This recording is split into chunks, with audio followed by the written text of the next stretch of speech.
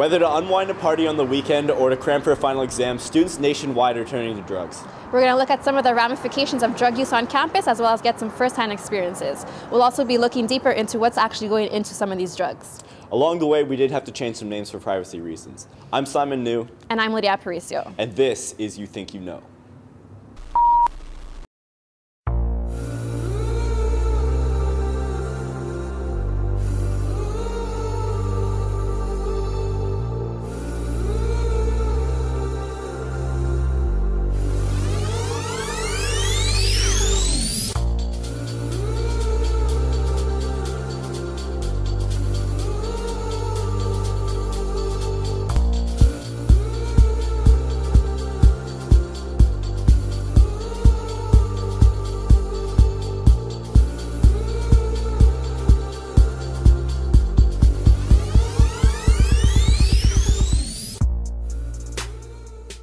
It's no secret that cannabis is abundant on Canadian university campuses, with StatCan reporting a third of 18 to 24-year-olds having used the drug in the last year. But Canada's medicinal marijuana industry also continues to grow, with an approximate 37,000 national users in Canada. There are 11 medical marijuana clinics in proximity to downtown Montreal, all with varying degrees of legality, and only one approved medicinal source in Quebec. But the kind of cannabis coming from government-regulated sources and grow-ups in communities can vary wildly. Here's Julien Ponsard with the story. Now we've seen the details required to growing good marijuana, we decided to look at the other end of the legal spectrum and interview Myrlène Saïd, who not only possesses a marijuana card to obtain legal marijuana, but we also want to know the big differences between something that's professionally grown and something that's grown by, frankly, amateurs. Cannabis is not only the most frequently used illicit substance, but the one with the least significant potential for overdose. When smoked or consumed orally, the plant's main active substance, tetrahydrocannabinol, known as THC, acts on the body's cannabinoid receptors found mainly in the brain. These receptors have effects on mood, memory, and appetite. The stimulation of these cannabinoid receptors indirectly increases dopamine release, which is responsible for much of the cannabis high. CBD and CBN and other cannabinoids in the plant are linked to its sedative and pain-relieving effects.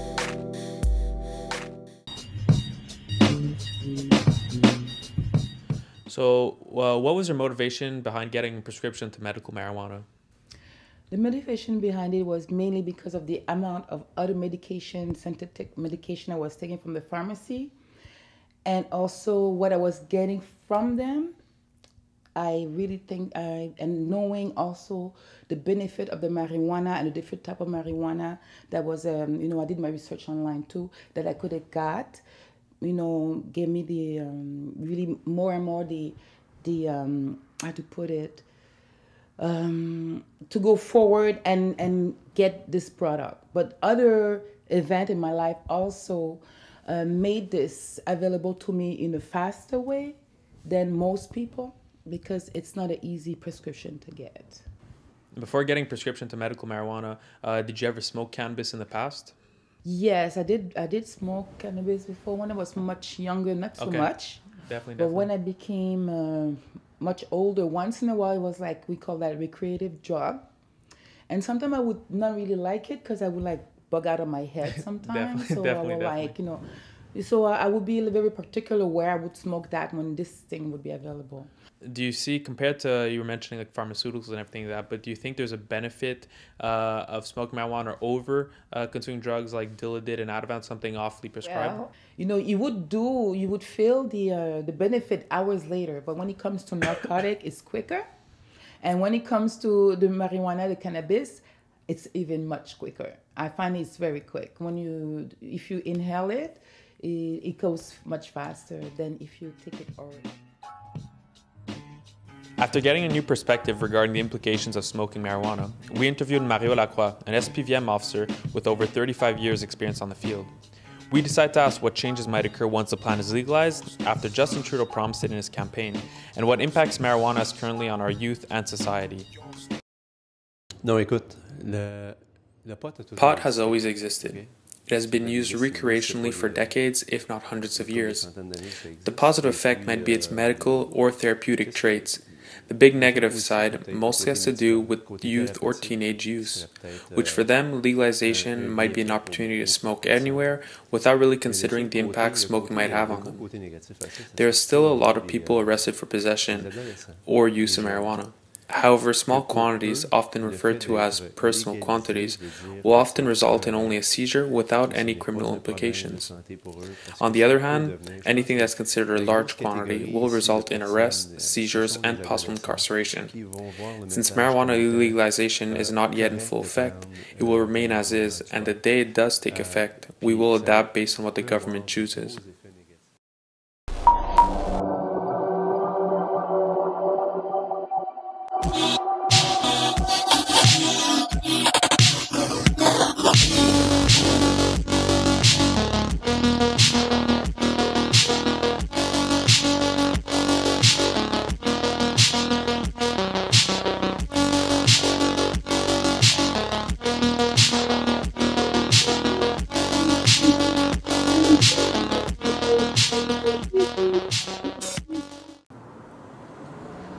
While cannabis is illegal and being used recreationally, prescription drugs are also being abused. Adderall is one of these drugs. Although Adderall requires a prescription, we found that it is being illegally sold and heavily used by students. Maricela Amador has the story. In 1996, Shire Pharmaceutical introduced Adderall to patients suffering with attention deficit hyperactivity disorder. Recent studies suggest that Adderall is overprescribed. But even without a prescription, many university students are using it and find it a necessity to perform during finals. I spoke to a student who was prescribed Adderall and who's also now selling it to fellow students. How was the process to actually get the prescription from a doctor? It took forever, actually. I went through the Concordia clinic system, and I basically went in there after like a huge panic attack, and like I seriously needed like something, and like I seriously needed help, and they basically were like, well, you can come in tomorrow, you can talk to a doctor, then you'll have to wait 3 weeks to talk to a psychiatrist, and then you have to wait another 3 weeks to actually get the prescription. So it ended up being like a 3-month ordeal until I was able to get help.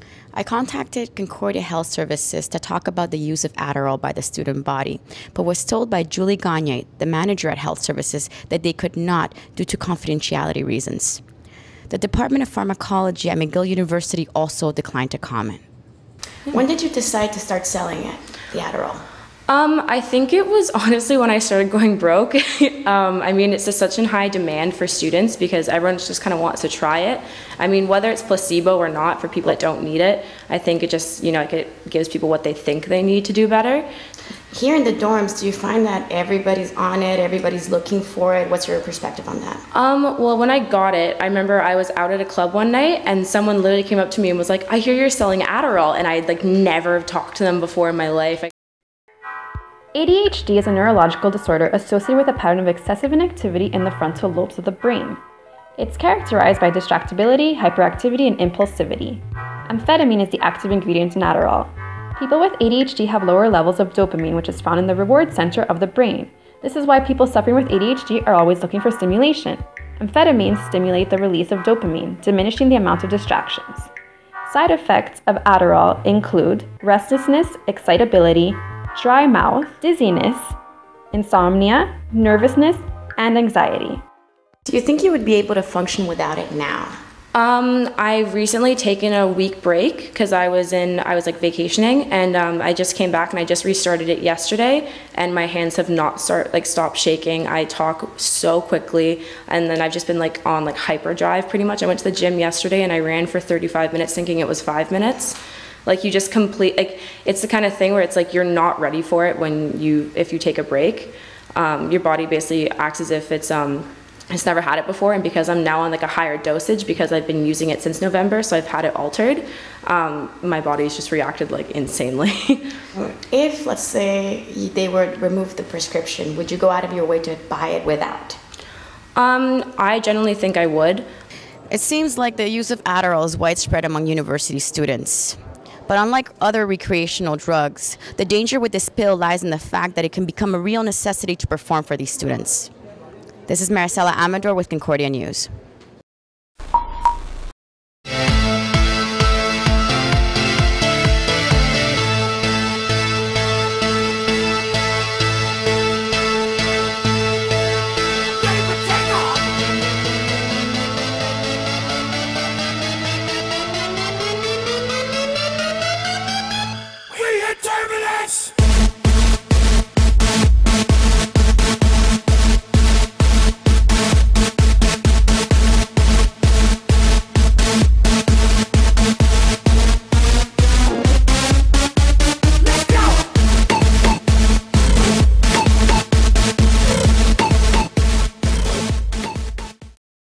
Unlike Adderall, street drugs are not regulated. MDMA is not new on the market. It's a psychoactive drug that also goes by the names ecstasy and Molly.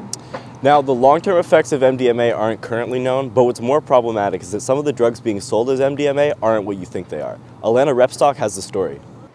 Although tester kits are not 100% accurate, they have the potential to prevent you from taking substances you didn't intend to. In this segment, I'll be uncovering just how little you know about what you're taking.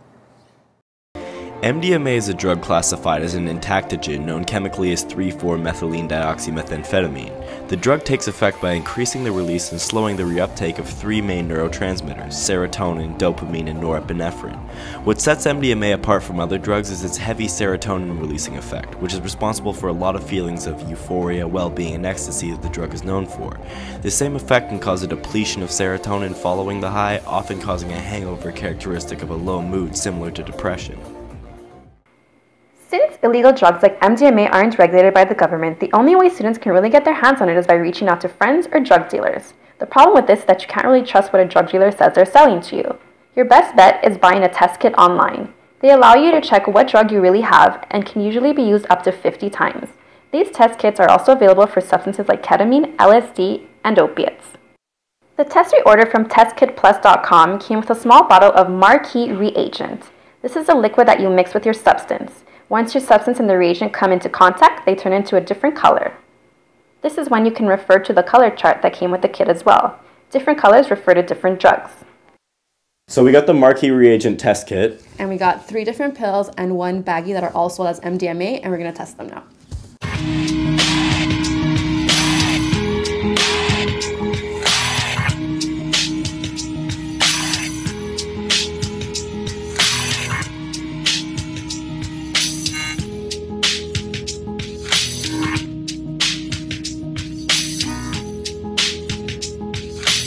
So the results are in, and 3 out of the 4 drugs that we tested claiming to be MDMA actually were MDMA. Which was really surprising, but the first one that we tried out actually was methadone, which is a cathinone and happens to be the active ingredient in bath salts, something you definitely don't want to be taking.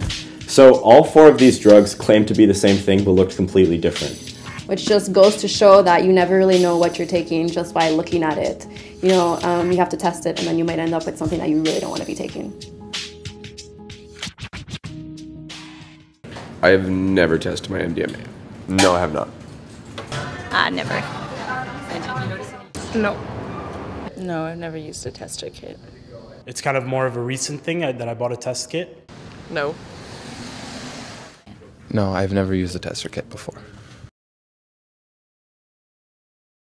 No, but I have a couple of friends who have taken stuff at festivals just randomly, and one of them had to go to the hospital because it was laced with meth. My other friend took a pill, was just sitting normally. He just stood up and then suddenly just fell on his face, and for 3 seconds he started kind of shaking like that, and then he just woke up and he was like, what's going on? Then I started actually researching more and realizing how dangerous it can actually be. So I kind of decided if I'm ever gonna use, or if my friends are ever gonna take MDMA, then I'm gonna have at least a test kit to be able to determine whether at least if it's MDMA or MDA or whatever, rather than meth. Now I'll make sure I'll test it, or I just won't take it at all.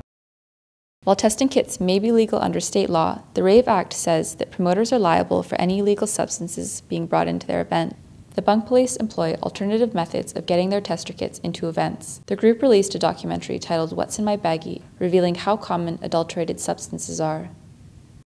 MDMA highlighter yellow is bath salts. Okay. There's no ambiguity there.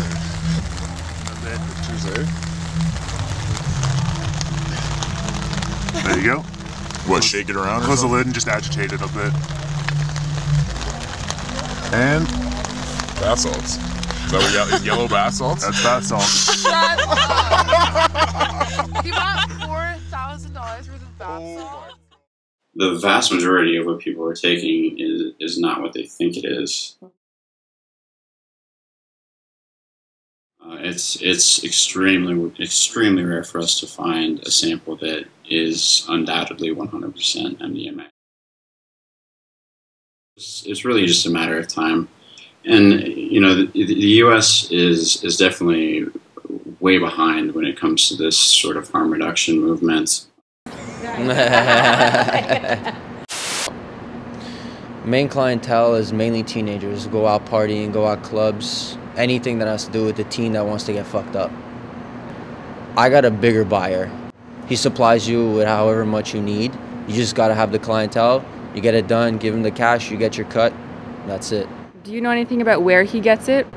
It'll be supplied from anywhere in the world. So wherever he gets the best product for the best price, he'll get it. Purity changes all the time, as I told you. It depends the supplier, it depends who's giving you the stuff.